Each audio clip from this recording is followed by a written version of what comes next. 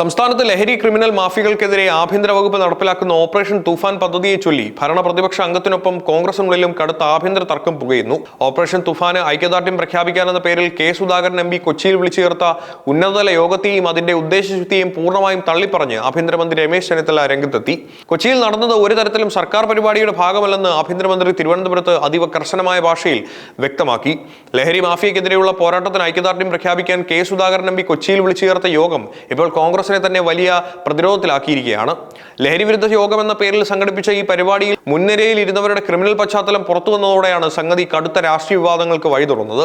കൊച്ചിയിലെ ഗുണ്ടാ കൊട്ടേഷൻ രംഗത്തെയും വിവിധ വെടിവെപ്പ് കേസുകളിലെയും പ്രതികളായ വൻ ക്രിമിനൽ സംഘമാണ് ഈ യോഗത്തിൽ പരസ്യമായി പങ്കെടുത്തത്.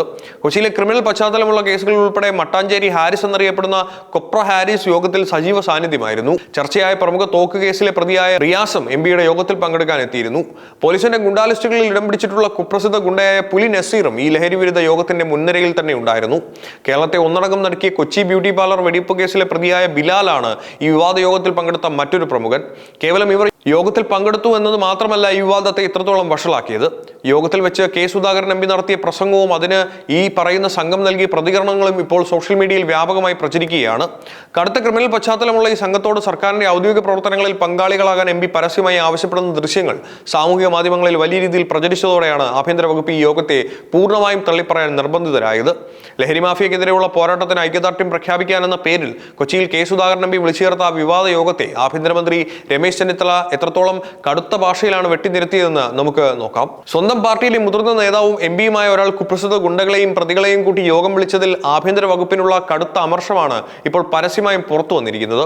മാധ്യമപ്രവർത്തകരുടെ ചോദ്യങ്ങൾക്ക് മുമ്പിൽ ആഭ്യന്തരമന്ത്രി ഉയർത്തിയ ആ ചോദ്യം തന്നെ ഈ അതൃപ്തിയുടെ ആഴം വ്യക്തമാക്കുന്നതായിരുന്നു. കൊച്ചിയിൽ നടന്ന യോഗം ഒരു തരത്തിലും സർക്കാർ പരിപാടിയുടെ ഭാഗമല്ലെന്ന് ചെന്നിത്തല അസന്നിഗ്ധമായി വ്യക്തമാക്കി. ആരാണ് ഈ യോഗം വിളിച്ചതെന്നോ ആരൊക്കെയാണ് അതിൽ പങ്കെടുത്തതെന്നോ ആഭ്യന്തര വകുപ്പിനോ സർക്കാരിനോ യാതൊരുവിധ മുൻകൂർ അറിവുമില്ലെന്നാണ് മന്ത്രി വ്യക്തമാക്കുന്നത്. ലഹരി ക്രിമിനൽ മാഫിയകൾക്കെതിരെ സർക്കാർ പ്രഖ്യാപിച്ച വിട്ടുവീഴ്ചയില്ലാത്ത പോരാട്ടമാണ് ഓപ്പറേഷൻ തൂഫാൻ. സ്വന്തം പാർട്ടിയിലെ നേതാക്കൾ ഗുണ്ടകളെ വിളിച്ച് യോഗം ചേർത്തത് വഴിയുണ്ടായ വലിയ രാഷ്ട്രീയ വിവാദങ്ങൾക്കിടയിലും പദ്ധതിയുമായി ശക്തമായി മുന്നോട്ട് പോകാനാണ് ആഭ്യന്തര വകുപ്പിന്റെ തീരുമാനം.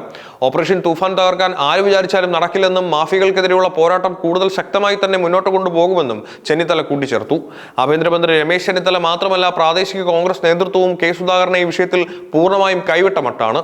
കെ സുധാകരൻ എം പി കൊച്ചിയിൽ സംഘടിപ്പിച്ച ഈ വിവാദ യോഗത്തെക്കുറിച്ച് തങ്ങൾക്ക് യാതൊരുവിധ മുൻകൂർ അറിവുമില്ലെന്നാണ് എറണാകുളം DCC നേതൃത്വവും വ്യക്തമാക്കുന്നത്.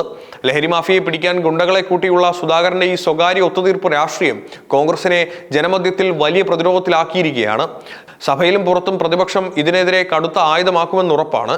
സർക്കാരിന്റെ ഔദ്യോഗിക ഗുണ്ടാവിരുദ്ധ വേട്ടയായ ഓപ്പറേഷൻ തുഫാന്റെ പേരിൽ സ്വന്തം പാർട്ടിയിലെ MP തന്നെ ഗുണ്ടകളെ വിളിച്ച് യോഗം ചേർന്നത് ആഭ്യന്തരമന്ത്രിക്ക് കടുത്ത അതൃപ്തിയാണ് ഉണ്ടാക്കി കൊടുത്തിരിക്കുന്നത്. പരസ്യമായി തള്ളിപ്പറയൽ സുധാകരനും A ഗ്രൂപ്പും തമ്മിലുള്ള പുതിയൊരു രാഷ്ട്രീയ പോരിലേക്കാണ് വഴി തുറക്കുന്നത്. കൂടുതൽ രാഷ്ട്രീയ ചലനങ്ങൾ വരും ദിവസങ്ങൾ നമുക്ക് കണ്ടു തന്നെ അറിയാം.